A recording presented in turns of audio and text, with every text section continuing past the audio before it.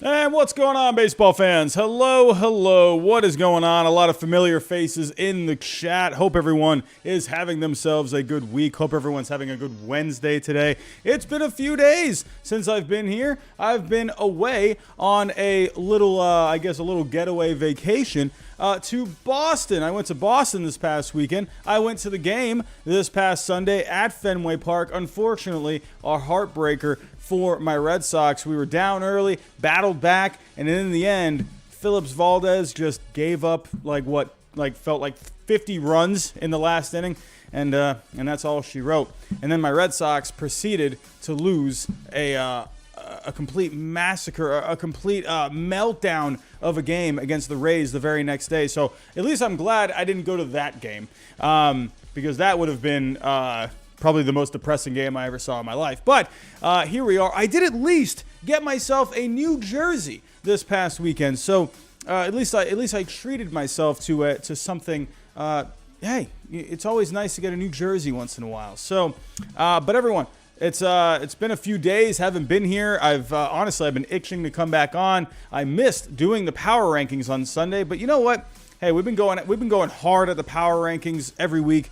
You know, maybe it was a little nice for me to just get away for one weekend and take a bit of a break. But, you know, hey, I'm back here now. I'm ready to go. I'm ready to do some streams with you guys. And, hey, I've missed you guys. So I'm ready to talk some baseball tonight. We got a few things to talk about. More of a news style kind of a show tonight. I always love doing the news style kind of shows like when we did this past offseason. It's what I'm pretty excited for this offseason to come back so we can get more back to those kind of streams. I always love doing those. But before I do get started, everyone, if you can, hit that subscribe button for me if you are new. The channel, the traffic has been a little slow over the last couple of weeks. Not surprising. We're kind of in the dog days here. We're going down the stretch towards the playoffs. I'm not expecting a lot of traction, I would say, until the playoffs come back. So if you guys can, we're trying to get some new subscribers any way we can. So hit that subscribe button if you are new. Everyone, please, what's really going to help is if you hit that like button for me. The YouTube algorithm loves the like button. I know all the YouTubers say it, but it's true. YouTube likes the like button. What can you say? Hit that bell button as well. I'm definitely going to be uploading some content here over the next couple of weeks. I'm going to be using Tier Maker. I'm going to be using Tier Maker to do my end of the season positional rankings at each position. So I'm going to be using Tier Maker to rank all of the aces among baseball, all of the closers, the first baseman, second baseman, shortstop, third base, outfielders, and so on. So definitely be on the lookout for that. And we're going to be obviously talking all things playoffs. So, and we got a hot playoff race. So definitely hit that notification bell. And if you can, share the stream any way you can. So Everyone, again, more of a news style kind of a show tonight. So our first story, a bit of a happy day for a few players that no longer play, but they will be enshrined into the Baseball Hall of Fame forever. So as we saw today, Derek Jeter, Larry Walker, Ted Simmons inducted into the Hall of Fame today. So very nice to see that these three players getting in. Gotta love Larry Walker having the SpongeBob SquarePants pin on his suit today. That was, he got the call while he was wearing a SpongeBob SquarePants shirt. So that's why he was wearing it today. But obviously for me, being a lifelong Red Sox fan, I've seen plenty of Derek Jeter.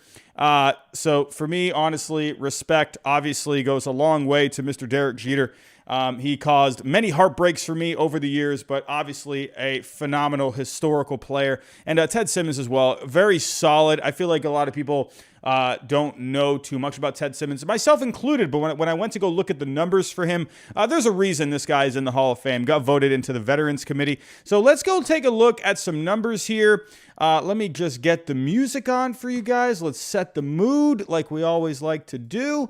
Here we go. So let's share the screen. So as we can see, like I've said, hey, three players getting inducted into the Hall of Fame. This was actually from 2020. These were not the 2021 inductees. There was no player inducted into the 2021 Hall of Fame class. So because of the pandemic, they pushed this obviously from last year to this year. So again, obviously very well deserved for these three players, especially Mr. Derek Jeter himself. If we go take a look at Jeter, as we can see here, 6 all-time among the hits leaders right there with Pete Rose, Ty Cobb. I feel like a lot of people don't realize Hank Aaron is number 3 all-time in hits. Stan Musial, Tris Speaker. I mean, Derek Jeter obviously in legendary company here. 3,465 career hits for him. If we take a look at his numbers, a 71.3 WAR on Baseball Reference. Like I mentioned, over 3,400 hits, had 260 home runs, which to me, that's pretty decent if you ask me, considering he was never really much of a power hitter. So to be at least halfway to 500 home runs, not bad if you ask me. A 310 lifetime batting average, also had over 350 career stolen bases. Actually, I want to see, where does that rank him? I wonder, would that rank him in the top 100? Let's go take a look here. I'm kind of going blank on the all-time stolen bases. Stolen bases. Where are we at here? Stolen bases. Here we go. Career stolen bases. So taking a look. So at number 24, 568. He has to be in the top 100. 358. Let's go take a look. He's got to be top 100, right? Oh, he's close. He's 105 as of right now. So, Tony Womack, man, he was so good in MVP baseball 2005. Tony Womack, you had to have that guy on your team. But Derek Jeter, obviously all around fantastic player. A 377 lifetime on base, a 440 slugging. Which to me, again, Derek Jeter, not really too much of a power kind of a guy, but a respectable slugging, if you ask me. A lifetime 817 OPS. A lot of people like to get on to Derek Jeter about the defense, which, you know, hey, the numbers speak for themselves. His defensive numbers were never that great. He did have some years where he had some good defensive numbers, but overall, not the best when it came defensively. Fangraphs, he just completely kicks the bucket when it comes to his defensive runs above average. And then on Baseball Reference, he has a lifetime negative 9.4 defensive wins above replacement. So like I said, he did have some years where he was pretty decent on defense. 2009 in particular was a pretty good season for him. But then other than that, not really too much. I mean, 1998, he was pretty good on defense. 97 was decent. Never won an MVP award. Did come pretty close. He did get an MVP in the World Series, so definitely, and also an All-Star Game MVP as well. But he also won the World Series MVP. Like I said, he did have, while he did have the bad defensive numbers, he did win 5 Gold Gloves. I wonder if maybe that had to do with a little bit of the name. I'm just saying, whatever. Hey, tell me what you think about that down below in the comments. I'd love to know what you guys think. Did win Rookie of the Year. But obviously the thing with Derek Jeter, the guy was a winner. If you want a winning ball player, Derek Jeter was one of them. I mean, a lot of people I've seen many times Derek Jeter is like the Michael Jordan of baseball, like just because he's such a winning player, wins championships. So winning 5 World Series. You had that dynasty in the late 90s with the Yankees. Helped win one in 96, and then from 98 to 2000, got back to the World Series in 2001, got back to the World Series in 2003, almost made it back to the World Series in 2004, won again in 2009. Unfortunately, he started having some injuries later on in his career. The last hit of his career was a walk-off base hit. Pretty legendary if you ask me. While he didn't win an MVP award ever, it was just such a good player every single year. If we take a look at the numbers, this guy, if you take a look at his 1999 season, hit 349 that year. Absolutely incredible. Had 24 home runs that year, 102 RBIs. Look at the on base. He had a 438 on base that year, a 552 slugging. And to think, with those kind of numbers, he finished 6th in MVP voting that year. Those kind of numbers would probably get you at least top 3 in the MVP for in today's game. Those numbers are just stupid good. And then also, how many stolen bases? He had 19 stolen bases that year as well. So Derek Jeter, just phenomenal. So many good seasons for him. If we take a look at his best MVP finish, I believe that was 2005. Was it 2005? No, it wasn't 2005. It was 2006. That's right. That's when Joe Mauer won that year. He had a really good season that year as well. He had 343, a 417 on base, pretty solid 483 slugging as well. I feel like the power, if he had some more home runs that year, I feel like there definitely would have been a good chance of him winning it. But he did have 97 RBIs. He had 34 stolen bases that year. Just a really good player, Derek Jeter was. Gotta love what he did. A winner. Sure, the one gripe you can have about him is the defense, but he really made up for it when he came in clutch so many times, not just offensively, but defensively as well. Had many highlight reel plays. Had that one play in the playoffs where he just ran across the field in 2002, or was it 2001? I think it was 2001, where against the A's, where it missed the cutoff man, and he was able to get it, and he just tossed it over to the catcher, and it tagged out. I believe it was Jeremy Giambi. I can't remember exactly, but just a legendary play. He had to play against my Red Sox. I remember watching that live, him, running full speed and then, diving into the stands after catching a ball. This guy had many plays like that. He had the what do you call it? The Jeter-esque throw, where the one hopper kind of a throw where he did the jump and the spin onto first base. Many times he did that. Overall, consistently though, day to day, wasn't the best defensive shortstop out there, but a lot of just highlight reel kind of plays for him. Derek Jeter, just a winner. Very, very, very deserving. Obviously, 6 all-time in hits. This guy definitely deserved to get into the Hall of Fame. If we go take a look at the next guy, Larry Walker. Larry Walker, I feel like, is a pretty underrated player.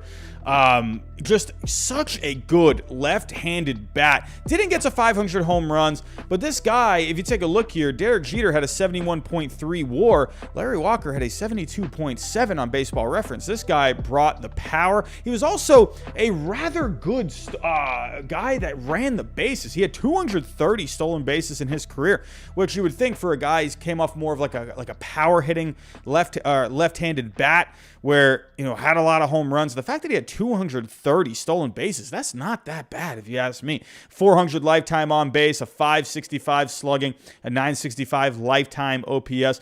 A lot of people don't remember this guy won the MVP in 1997. I feel like that's a forgotten thing. This guy made the All-Star team 5 times, 7-time Gold Glove, Silver Slugger 3 times, 3-time batting champion. So always had the number 33. I believe he was the 330th entrant into the Hall of Fame, or 333rd. I can't remember but I thought that was a pretty interesting one. But again, started off his career with Montreal. His best years, I believe, were with Colorado. I think a lot of people would agree. Look at the numbers this guy had in 1999.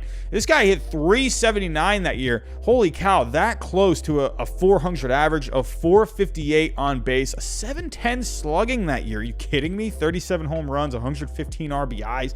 Come on. This guy had 33 stolen bases in 1997. Again, considering the fact that this guy really didn't come off all that much as like a guy who was like a stolen base kind of a threat. He had deceiving speed. Look at the numbers that he had in his MVP season: 49 home runs, 130 RBIs. Like I said, the 33 stolen bases, an on base of 452, a slugging of 720. Won a Gold Glove that year. I mean, Larry Walker was just incredible in these years. I mean, from 97 all the way to 2001. I mean, just look at these numbers. He had a bit of an injury-riddled season in 2000, missed some time in 98 and 99 as well. But during that stretch of 5 seasons, he hit 357 over those seasons. He averaged 31 home runs, 97 RBIs, averaged 15 stolen bases per year. He averaged a 445 on base. Absolutely nuts. My most vivid memory of Larry Walker as a Red Sox fan in the 2004 World Series, I've mentioned his base running, but his base running actually came back to bite him in I believe Game 3 when Pedro Martinez was pitching. He tried tagging up from third base. Manny Ramirez gunned him down at home plate, and Pedro Martinez had that, I just still remember it so vividly. Pedro walked up to him after he got tagged out, and he just kind of slapped his glove on his back and just said, "Man, what are you doing?" I always remember that about Larry Walker, because I remember when he was tagging home, I was just thinking, like, oh my God, Manny? Oh, Manny, come on, Manny. Like, please make a good throw, please, because it's Manny being Manny. And holy cow, Manny Ramirez had a heck of a throw. It was like a perfect just line drive right to the catcher and gunned Larry Walker down. But Larry Walker was actually rather good with the Cardinals as well. When he went to the Cardinals in 2004, en route to a World Series that year, hit 280, 11 home runs, 27 RBIs with the Cardinals. And then in 2005, his last season, he was pretty solid as well. Had the 15 home runs at 289 that year, had a 384 on base. So Larry Walker going into, his later years just was an on-base machine. I mean, look at the numbers in his last 3. Let's go. Yeah, 2002 to 2005. Let's do. No, I don't want to click this one. 2002 to 2005. He averaged a 414 on base. I mean, that's just nuts, man. So, hey, and at his age 38 season, having almost a 400 on base, this guy, put these numbers in today's game, in 2021, he would absolutely have a job in today's game. I mean, look at the on base. It's incredible. But Larry Walker, a very deserving player. I think a lot of people forget that he was the MVP in 1997. Just in my opinion, just a very underrated left-handed bat, a good power bat, a good on-base guy, very deceiving speed as well. But then we move on to Ted Simmons. I feel like a lot of people don't really know Ted Simmons. I had to kind of look at the numbers myself. Ted Simmons got voted in through the Veterans Committee, so he didn't actually get on he got taken off the ballot years ago because he didn't receive enough percentage, so he got taken off. I believe he got less than 5% of the vote, which I believe took him off of the ballot. But Ted Simmons was a really solid player, a switch-hitting catcher. Jason Varitek is the last one that I can think of that was the most memorable. I guess you could say, was Joe Mauer? Joe Mauer wasn't a switch hitter, was he? Was Joe Mauer a switch hitter, or was he just left? No, he was the lefty. Never mind. But Ted Simmons, I mean, again, you don't see many switch-hitting catchers very often, but this guy was a very successful one. If you take a look here, a lifetime 285 average, 248 home runs, a lifetime 348 on base. Not really too much of a power kind of a guy. Slugging was kind of middle of the road, a 437 slugging. So really, he was more of an on-base average kind of a guy. If we take a look at his numbers, the highest he finished in MVP voting was 6th place in 1975. That year, he had a really good year, 332 average, a 396 on base. Actually had a really good slugging, a 491, had 18 home runs, 100 RBIs. So Ted Simmons, I believe, didn't win. He never won a World Series, but he was an All-Star 8 times, won a Silver Slugger. That was when did he win that Silver Slugger? 1980. So he just had a lot of good, solid years. 20 home runs, 80 RBIs, hitting at least 300, or at least in the high 200s. Ted Simmons is a guy where he was just kind of like one of those glue kind of players where, very valuable just because also he was a catcher. If we take a look at his defensive numbers, overall he had a lifetime 5.2 defensive war on Baseball Reference. I mean, obviously his best years defensively came all the way up until 1982. Then he kind of started to fall off, but that's what age will do to you. But he was overall a very solid defensive player. So Ted Simmons, hey, very well deserving. I think an underrated player that finally gets into the Hall of Fame. I think he brought more. He was an intangible kind of a guy, really kind of like a glue kind of a guy. So Ted Simmons, I feel like a lot of people don't remember him. He was the 10th overall pick in the first round of the 1967 MLB draft. So yeah, Ted Simmons, well-deserved. Congratulations. So let's move on here. So we're going to be moving on from the Hall of Fame into another story. Actually, what is my next story? Oh, okay. So we got some playoff baseball to talk about. I feel like that's what we're all here for. I feel like that's what most of us are all paying attention to at the moment. Are the playoff races. And right now, the wild card in the American League, it's getting hot. It's getting hot. I'm feeling it. You know, I went to the game on Fenway Park on Sunday.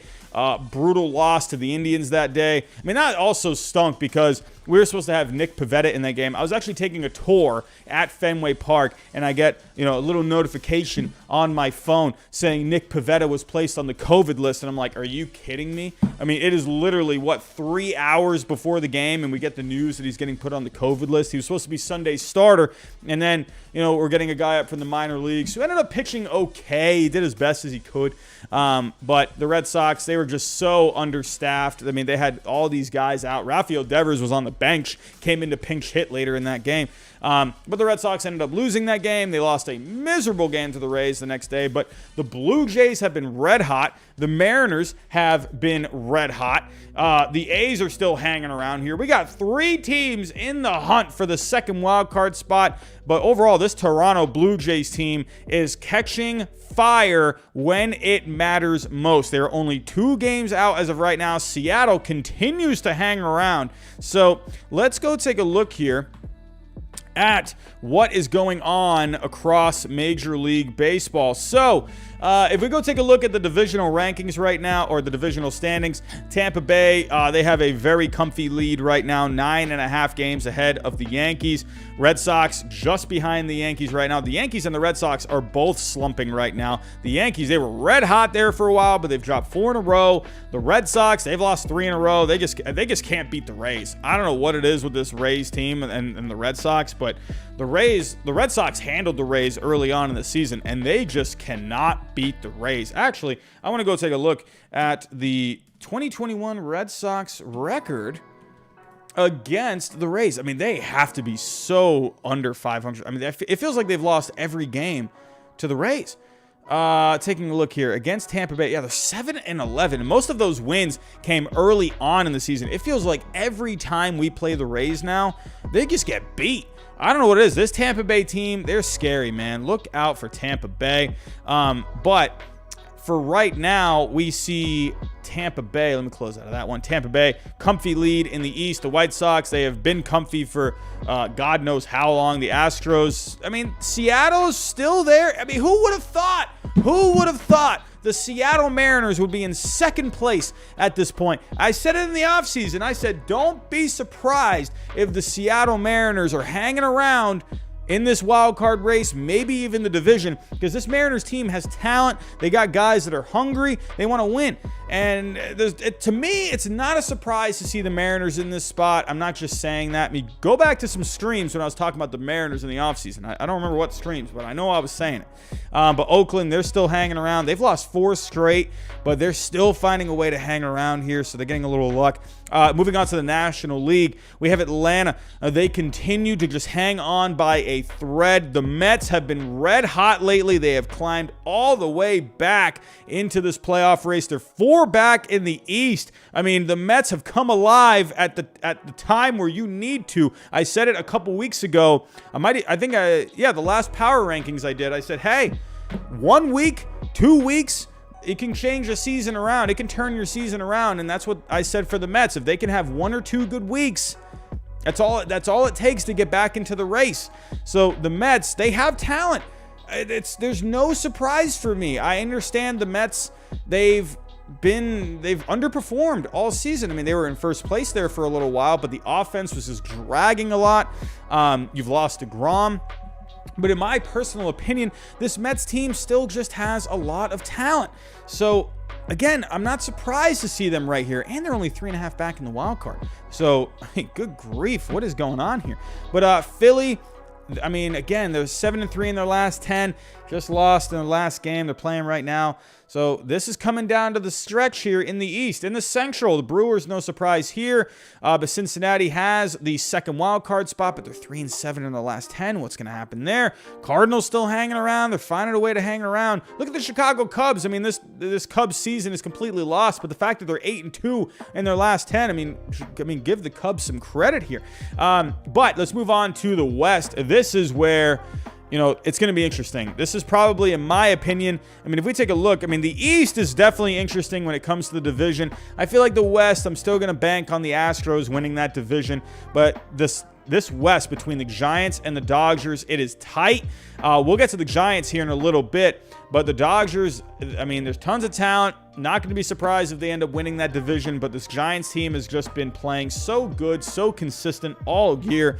But then San Diego, they are in third, holding on to a wild card. I believe they're tied for the wild card as of right now. Actually, if we go take a look at the wild card standings.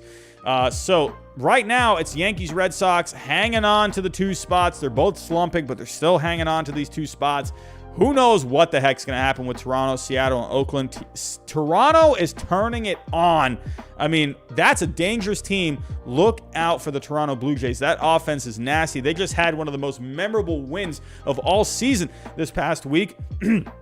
With the Marcus Semien walk-off home run, just a huge comeback against the A's. I mean, what a game that was. I mean, Blue Jays fans, you were probably ripped your pants off from running around outside. What a win that was. But moving on to the National League, I mean, we got a dogfight in the wild card right now. I mean, it's pretty much said and done. The Dodgers or the Giants are going to get that first wild card. But Cincinnati, I mean, they got to stop doing this up and down thing. Cincinnati, can you just stay consistent, please? I mean, there's one week where you go through a stretch of 10 games or you're 9-1 or 8-2, and then you're going like 3-7, 2-8. I mean, Cincinnati, you got to find a way to stay a little more consistent. San Diego tied for them right now based off of win percentage. And then Philly and the Mets are right there. St. Louis is right there. So I feel like it's going to come down to Cincinnati and San Diego. I feel like if Philly has a chance, it's right now. That's probably for the East, in my personal opinion. Let's actually go to FanGraphs. Let's take a look at the updated percentages. Oh, we got over 100 people in the chat. I'm going to be honest. I wasn't expecting that many people on tonight's show. It was a Wednesday night. I figured, hey, probably going to be a bit of a slow night. But 100 people. Thank you all for coming out tonight. But let's take a look at the standings, or the projected standings as of right now. So, if we take a look here, right now, let me go to the wild card races. So, right now, Yankees, Red Sox have the 2 highest percentages to win the wild card, according to FanGraphs. Blue Jays, they got a shot at this thing. They got over 35%. Mariners at 6.2, A's at 4.7.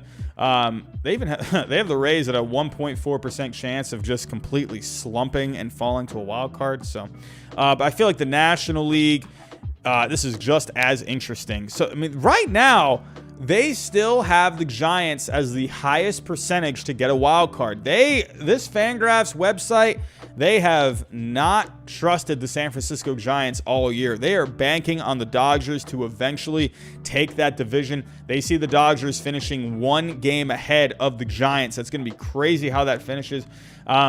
I think where they're kind of leaning is the Dodgers have a ton of talent, but the Dodgers have a slightly easier schedule at a 502 compared to the Giants' 511. But when you take a look at the other wild card, they're looking at the Reds, and then you got the Padres. So, I mean, they're banking on the Reds right now because of the strength of schedule. It's only a 468 strength of schedule, while the Padres have a 550. That is insane. Let's actually go to the NL East right now. So, Right now, they have, actually, real quick, AL West, like, it is close enough to at least talk about it, but the Astros right now, a 98% chance to win that division. If we go to the National League East, they give the Braves a 70% chance of winning it. Phillies not too far behind. They got about 1/4 of a chance to win it, and then the Mets a sliver of a chance.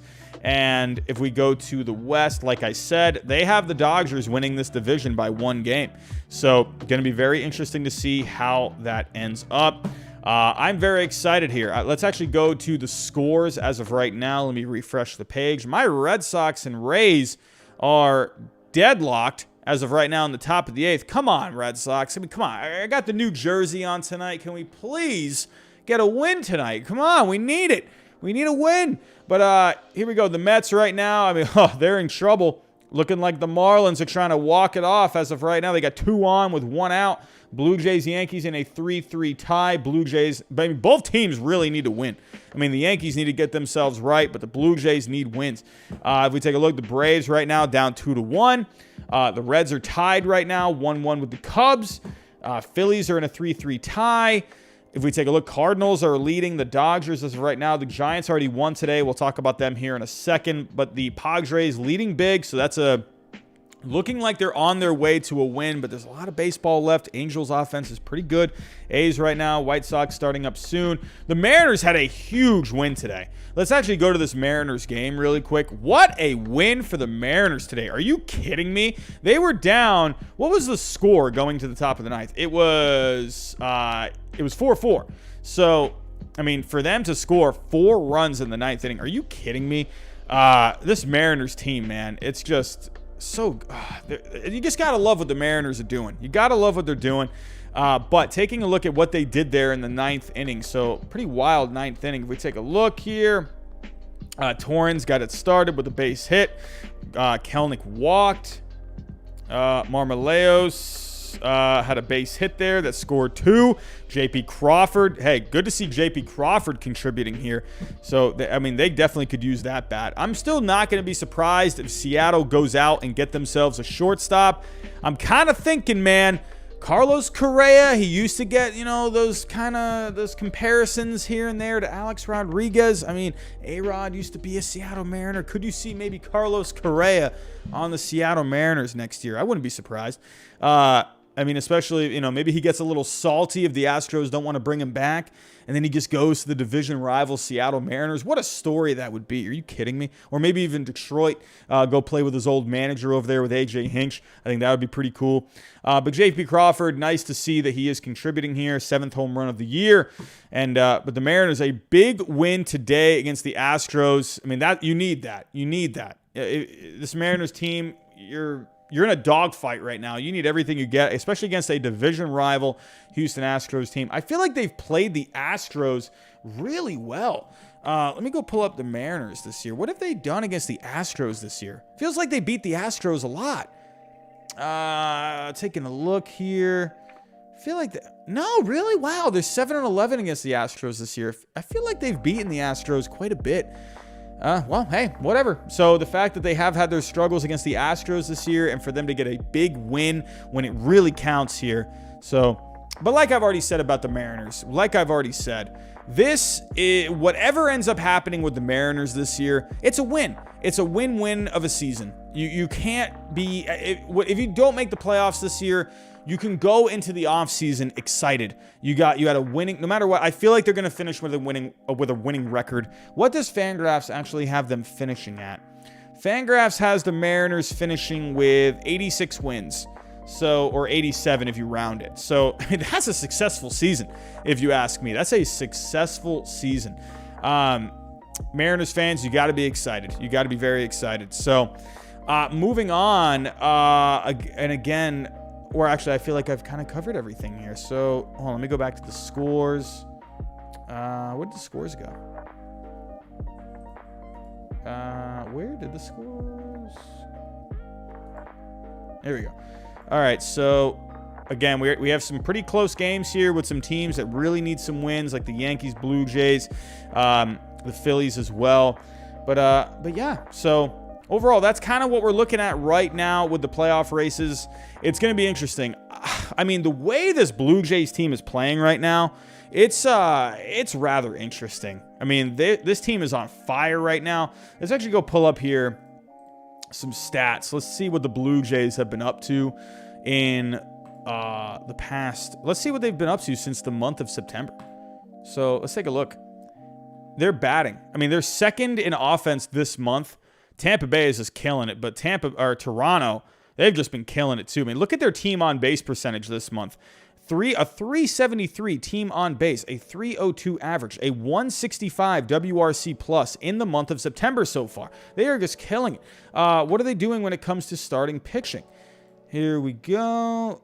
All right. Toronto, I mean, they've been killing it with the pitching. They're undefeated in starting pitching this month.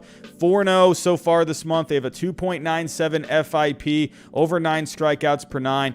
I mean, Toronto, they're just getting it done when it comes to the offense and the starting pitching. If we take a look at their bullpen, which has been a bit of an Achilles heel, but I feel like this bullpen has been better.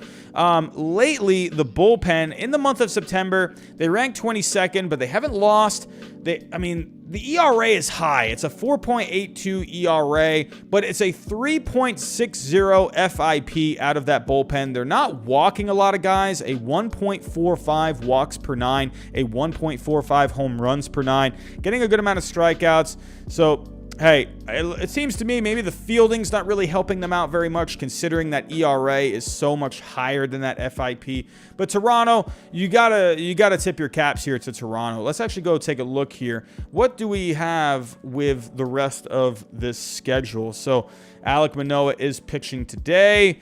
They're going for 7 in a row. What a time to go on a win streak. Looking at Toronto's schedule here, I mean, they just flew into the wild card picture. They were kind of 5 games back. It seemed like, I don't know, are they going to put anything together here? But they're on fire, man. They swept the A's. They've taken the first 2 against the Yankees on the road. I mean, come on, man. That is just so good. But yeah, you had an easy series there against the Orioles, sweeping the A's, putting up a good amount of runs too. 8-0 win against the Yankees there on Monday night. You got the Orioles coming up again for 4 games. Then you got Tampa Bay. That's going to be a tough series, but you got a winnable Twins series. You got Tampa Bay again. Then you have another winnable Twins series. Then you got the Yankees again. And their final series, you have the Orioles. The Blue Jays could definitely get a wild card. I'm not going to be surprised, especially with the Red Sox. They've had a lot of guys go on the COVID list. I don't know. This Red Sox team, it seems like they're fading a little bit. I'm wondering, this Red Sox team had talent on the major league team, but there's not a lot of depth when it comes to the minor leagues. Not a lot of guys that you can call up. I'm sure they've had some successes from some guys come up from the minor leagues and help out, but there's just not a lot of depth in this organization with the Red Sox. I'm wondering if they're going to be able to hang on until the end. While the Blue Jays, they got so many guys in that lineup. Their starting pitching's been stepping it up. Their bullpen's been doing better. Toronto, man, look out for the Toronto Blue Jays. Not going to be surprised in the least bit if they get that second wild card. I'm still counting on the Yankees to get that first wild card. I still think that Yankees team is too talented to not get a wild card. Don't be surprised if the Toronto Blue Jays get that second wild card, or maybe even the first wild card. So let's move on here. Let's go talk about a team here that is, they are going to be making the playoffs. There's going to be no surprise about that, but they have made a move in their front office, and that is the Tampa Bay Rays. So Tampa Bay, they have now agreed to an extension with Erik Neander and a promotion as well. Hold on one second, everyone. I got to plug in my iPad. It's about to die. 1 second.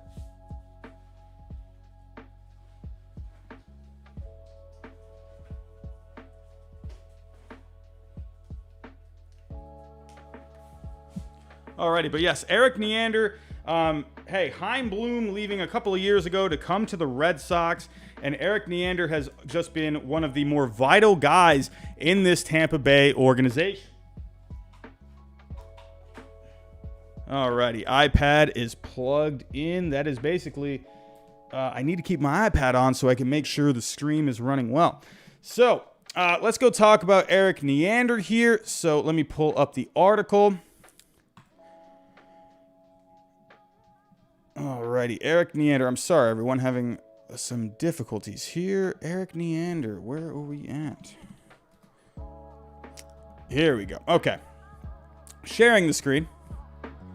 Alrighty, so Rays have promoted Neander to president of baseball operations. So for a while there, he was kind of one of the assistants. He was kind of, part of the team, but now he is the lead guy. So they're going to be, they've agreed to a multi-year deal. He's only 38 years old, which is crazy. You're seeing so many of these young guys now just taking over. But for the article, the Rays agreed to a multi-year extension with Erik Neander on Wednesday and named him president of baseball operations, promoting him from his previous title of general manager, senior vice president, and ensuring that their top baseball operations official will remain right where he wants to be. So I think this was vital. I mean, you're seeing a lot of these guys now get this title, president of baseball operations. Seems like he's probably been the head guy for a while, but to have it in writing, to have it, on paper, in contract, getting paid for it, I think that's the best thing. Considering what the Rays, we all know what the Rays have had to work against. The low payroll. Every year. Every year. Go to Tropicana Field. Trust me, I've been to Tropicana Field many times living in Florida. Trust me. That place struggles with ticket sales. Every time you go there, it is just, even when you go to a Red Sox game, even if you go to a Yankee game, there are so many empty seats. Can you imagine? I don't even know what the attendance would be if it's like the Orioles going to a game on like a Tuesday afternoon. Good grief. I don't even know if they would even get 3,000 people. I don't know. But Erik Neander, there's just been so much good that he's been a part of. Tampa Bay, they have built the best farm system without a doubt. If we go take a look here at the board on Fangraphs, let's actually go pull up the farm rankings. So right now they have given up some prospect talent. Some minor league talent. So they have dropped on Fangraphs to number 2, but they were by far number 1. But they've given up a few prospects here. You gave up Luis Patino last offseason. You gave up a couple of guys to the Twins for Nelson Cruz. They have dealt some guys, here in Tampa Bay. They have dealt them away, but they still have the second best farm system, and they're not very far behind Baltimore as of right now. If you go take a look at the Rays' top prospects, you still got a lot of good prospects. They just called up Josh Lowe. You still got Shane Baz there. I'm surprised he hasn't been called up yet. I don't know why he hasn't. This guy, he's been having a phenomenal year. If you go take a look at what he's been doing in AAA, over 40 innings, he has a 1.80 ERA. I'm not sure what else there is left for him to do. I don't know if they're just having him just fine-tune some stuff and maybe he can be a weapon, in those last few games, or maybe have him even pitch in the playoffs, or maybe not even have him pitch at all. So I don't know. Shane Baz, he has just been killing it this year. Brujan, wouldn't be surprised to see him come back up. Didn't have a good first stint, but this guy's got a lot of speed. I could see him offering something for the Rays off the bench. You still got a lot of guys. Like I said, Josh Lowe, he just got called up. This guy was having a really good season this year down in AAA. Over the 98 games, he hit 282. He had 21 home runs, 73 RBIs. He had a 369 on base. Josh Lowe, definitely expect him to get some at-bats. And you just got a lot of other guys here too. Greg Jones, a 366 on base this year with a 270 average. So you still got Cole Wilcox, a hard-throwing guy. You still got two-way player Brendan McKay, who's working his way back from surgery. Taj Bradley, he's still a little far away, but there's a lot to like with this guy. Take a look at him. Fastball of 60, a 50 curveball, a 60 slider. So there's a lot to like. The Rays farm system is just stupid. You got Nick Bitsko, who they drafted last year. This guy had so many good things coming out of high school. Really like him a lot. But you just have so many guys. So many guys. They got Austin Shenton in that trade they had with the Mariners. It's just such a good farm system. Calling up a Wander Franco this year. You had Josh Walls come up this year, or Taylor Walls, sorry. The list just goes on and on. They've had so many guys come up and help them this year. Top prospects come up and help them this year. McClanahan's had a really good season this year. So the Rays, no surprise here, in my opinion. I feel like this was a guy you needed to, you need to hang on to this guy long term. There was no reason, with Chaim Bloom going to the Red Sox, you need to hang on to one of your core guys. I'm talking about all these prospects, but Neander, I'm not going to play the video because I don't want to get copyright, but you got to think here, Tampa Bay, made it to the World Series last year. And I know a lot of people like to call it an asterisk World Series just because it was a shortened season and whatnot. But at the end of the day, the Rays made it. And I wouldn't be surprised if they make it again this year. That team, one of the reasons I feel like the Rays could easily make it back this year is they just have so many young guys. It's not like, they have all these aging guys, who they're getting ravaged by injuries down the stretch, because that's where a lot of teams have trouble. Is they have a lot of, it's very hard to go, back to back, or to make it to back-to-back World Series, because you need to have a lot of youth as well. I mean, sure, you got to have your veteran guys who are your core players, but a lot of those times, those guys they can go down with injuries, especially this year with COVID. But they have so much depth where they can call these guys up to help at the major league level. Will not be surprised at all if Tampa Bay makes it back to the World Series. I know you got good teams like the White Sox. I mean, you got the Astros there. I mean, the Yankees have been better since the trade deadline this year. I mean, the Red Sox have been good this year. I don't know if they're going to be good enough to make it there, but hey, whatever. The Red Sox, they'll at least give you a game. I would not be surprised to see Tampa Bay in the World Series. They have so much talent. They have so many minor leaguers that can come up and help. To me, I don't know. I think it's a good chance. And let me actually take a look at Fangraphs as of right now. What do they have as of right now to win the World Series? They have the Rays with a 9.3% chance to win the World Series this year. They actually have Milwaukee with a better chance of winning the World Series. I mean, that is kind of crazy. I don't know. I feel like I like the Rays a little better than the Brewers in my personal opinion. But that's just me. That's why you can't listen to numbers all the time. But hey, I wouldn't mind the Brewers making the World Series or winning a World Series. I would love that too. I mean, come on. I've been saying this for a few streams now. Give me the Rays and the Brewers in the World Series. It would be the worst rating World Series of all time, but it would be the best ever for a baseball fan. I don't even care what anyone says. I know everyone wants to see their Dodgers or the Giants in there. I don't care. Best World Series would be the Rays Brewers, hands down. Love it. Anyway, but for the Rays, good move. Keeping Neander in the fold, giving him the title of president of baseball operations, and hey, good for the Rays. Good for the Rays. So we have here one more story to talk about before I get out of here for the night. Hey, we got a team also just like the Rays. We got the San Francisco Giants, who, I mean, what a season they've been having. I mean, what a season. Who would have thought we would be seeing the San Francisco Giants in the spot that they're in now? But with the Giants, they are the first team in Major League Baseball. Combat Jones with a $2 super chat. Thank you very much for that, Combat Jones. Thanks for the great content. Go Sox. Go Sox, my friend. Hopefully they can get it turned around and we can be strong in the playoffs. Have to wait and see. Combat Jones, really appreciate that, my friend.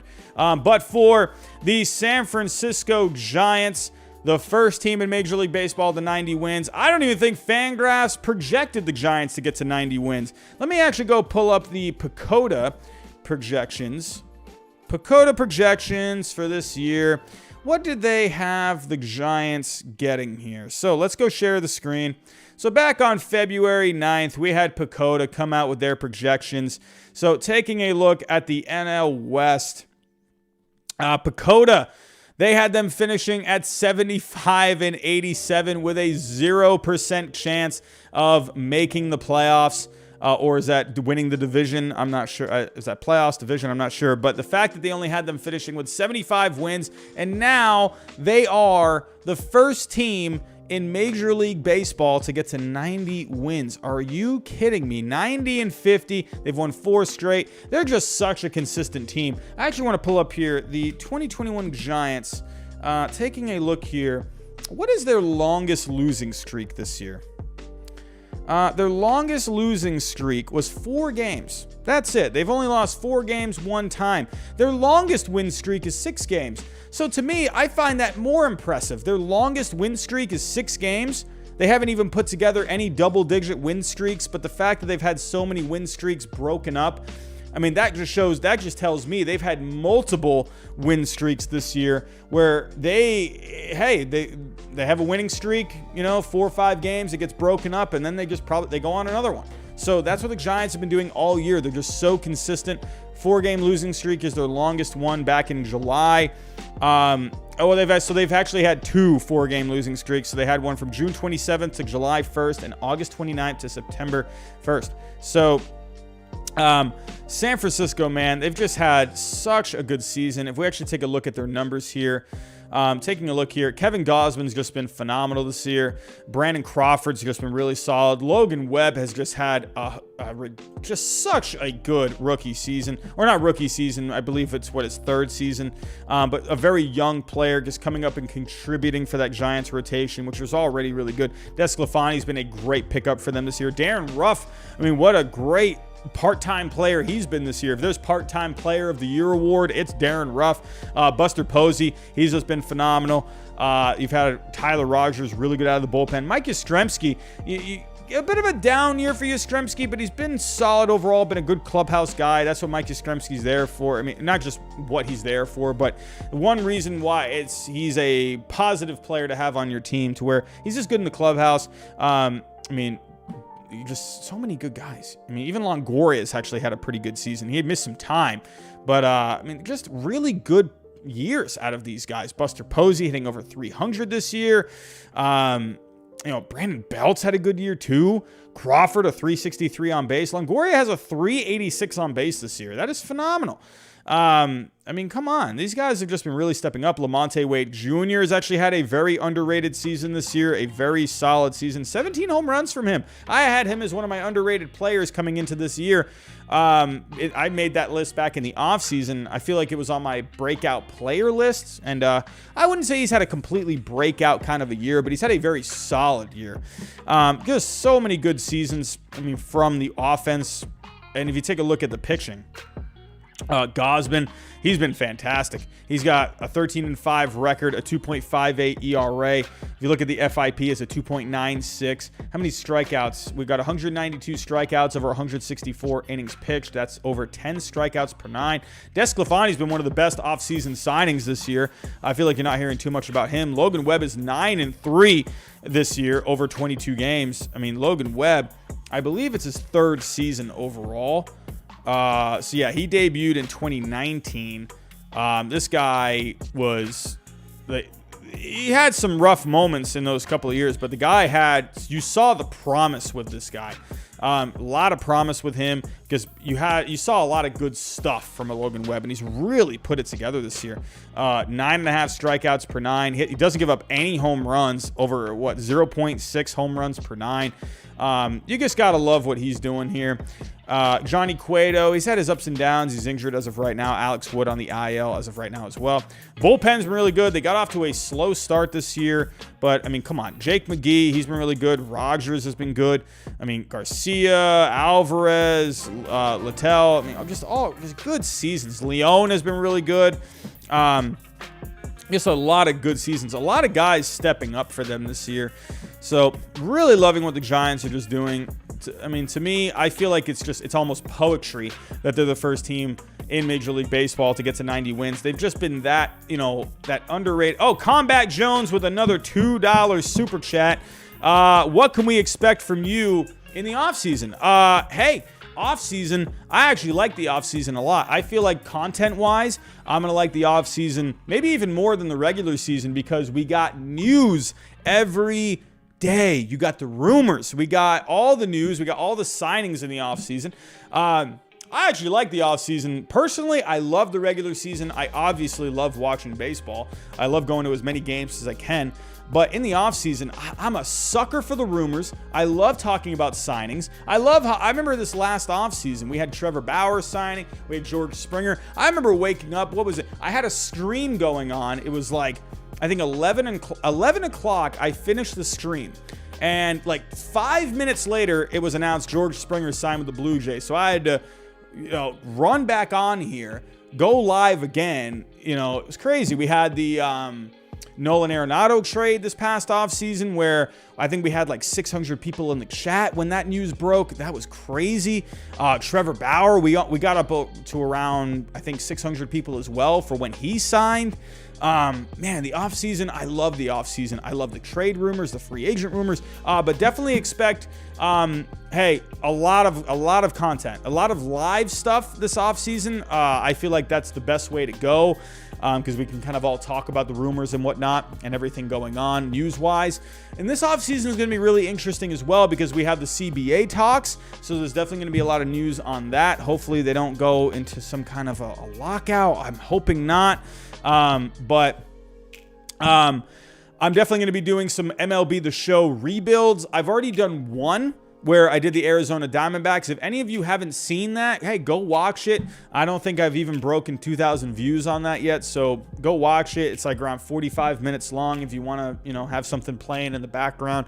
Had a lot of fun with that, but I'm probably going to be doing a lot of the rebuilds in the off season, just because I think it fits more for the offseason, just because you have all the free agent stuff, you have all the trade stuff. So I feel like rebuilds kind of go better. They go hand in hand with an offseason, especially when, if things get slow and whatnot too.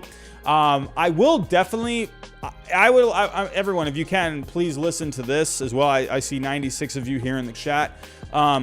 This offseason, expect a Patreon. If you are interested in possibly signing up for a Patreon, I've talked about it a couple of times, but I think I am going to be starting one. I'm not going to, make it like $10 or anything like that. I'm probably going to have maybe 2 or 3 tiers, where, one tier is around like $2, another tier is like $4 per month, $5 per month, something like that. And maybe another tier, above that. But I definitely want to do a Patreon. I want to, and nothing's going to change with the channel when I start a Patreon, but that's going to be for extra content, and that's going to be for, a weekly stream, stuff like that. I'm going to be starting a Discord as well for, if you become a Patreon, you can get to join the Discord. Nothing will change with the channel. So don't think you're going to have to, pay for stuff, for whatever. I'm still going to keep everything normal on the channel. It's just for extra stuff, if anyone is interested, which I did put a poll up a couple of weeks ago. I believe 1,300 of you voted on it, and I think around 30% of you said you would be interested, so which is around 350, 400 people. So that's definitely something I would love for this to be. I'm going to be honest with you, and I've said this in that post that I talked about, or I would love for this to be a full-time job. That's why I would want to start a Patreon. It's not to, try and just get some extra money. This is actually something I would love to do, day to day. I would love to run my own channel and make it a job, and make it, and one day maybe it flourishes into a career. That's the reason I would start a Patreon. It's not because I'm, money hungry or anything like that, but I'm a teacher right now. I love teaching, but hey, it's a dream of mine to do this full time. I would love to be able to run a channel and talk about baseball every day. That would be my dream, but I got to be realistic about it. I got to pay the bills, and a Patreon would help me get to that point. So anyway, I digress. I've rambled on enough about that. Thank you so much for the super chat. I did see another one come in. Jagwayo 56, just because you have a great show, go Giants. We're talking about the Giants. Hey, the Giants, first team in baseball to get to 90 wins this year. You gotta love what the Giants are doing. And right now on Fangraphs, they have, surprisingly enough, Fangraphs, they're not giving a lot of love to the San Francisco Giants. It's honestly kind of, I find it a little annoying. A little bit, I understand Fangraphs. They have their algorithms. I get it. I respect Fangraphs. I use it for almost everything when it comes to stats. But man, I'm sorry. I just don't find, I don't know. I don't know. Like, the only reason I can give the Red Sox being ahead of the Giants is because the American League, I think, is a little easier to navigate through. But I don't know. The Braves ahead of the Giants? I don't know. I don't know about that. I mean, the Brewers? I mean, I don't know. I don't know. I think personally, Fangraphs, they're not giving the Giants the respect. I think a lot of people haven't given the Giants the respect, and I think that's been a big motivator for the San Francisco Giants. Because no one's given them a chance. Everyone's counted them out since the very beginning. Pacoda counted them out with 75 wins. And the Giants are the first team in Major League Baseball to get to 90, and they still have the Braves, the Brewers, even my Red Sox. I'm sorry. I'm a Red Sox fan.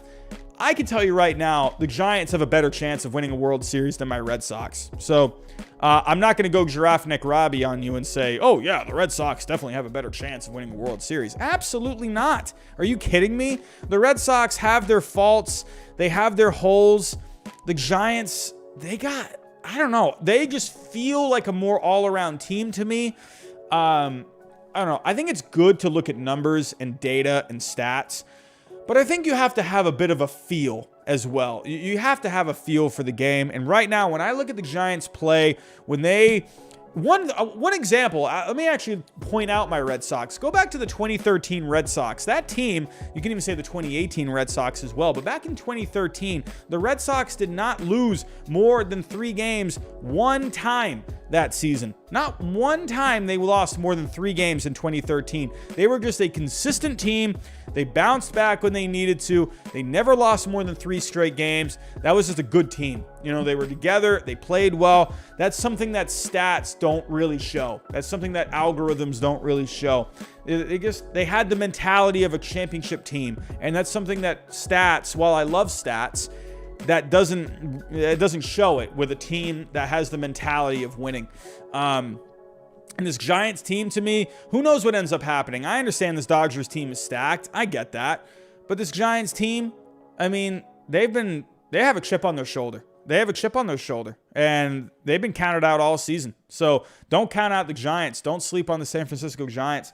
But that's pretty much all I got for tonight, everyone. I want to say thank you for coming out tonight. Hey, I wasn't here for a few days. I really wanted to go live tonight, really wanted to talk some baseball tonight, and I appreciate you guys coming out. We were about 100 people strong in the chat tonight. I wasn't even expecting to get to around 50 people in the chat tonight. I thought it was going to be a slow night. Wednesday tends to usually be a slow night. But for the fact that there was over 100 of you almost the entire way through, really appreciate that, everyone. So be on the lookout tomorrow morning. I will be posting in the community tab for a post for you to post your hot takes. Tomorrow night, I will be live for hot takes. I believe that's going to be episode number 11. So be on the lookout for that tomorrow morning. If you want to get your hot take live on the show, put a hot take down in the community tab on the post that I create, and maybe, just maybe, I will pick yours, and we will present it live on tomorrow night's show, and we'll talk about it. So, everyone, it's good to be back. Took a few days off. I was itching to get back. It's good to be back. So, everyone, have yourself a good night. I appreciate you all for coming out tonight, and I will see you tomorrow night. Have a good night, everyone. Talk to you later.